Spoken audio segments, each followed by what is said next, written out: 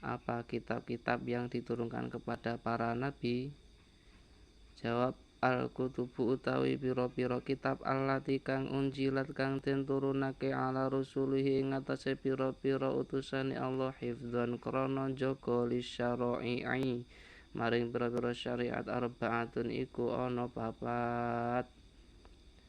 Kitab-kitab yang diturunkan kepada para rasulnya untuk menjaga syariat ini yaitu ada 4. Az-Zabur rupane Zabur unjila kang den turunaken apa Zabur ala Sayyidina Daud ing atase Gusti kita Daud alaihi salam.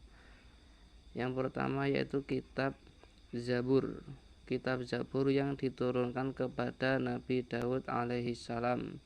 Beliau adalah seorang raja, nabi dan rasul.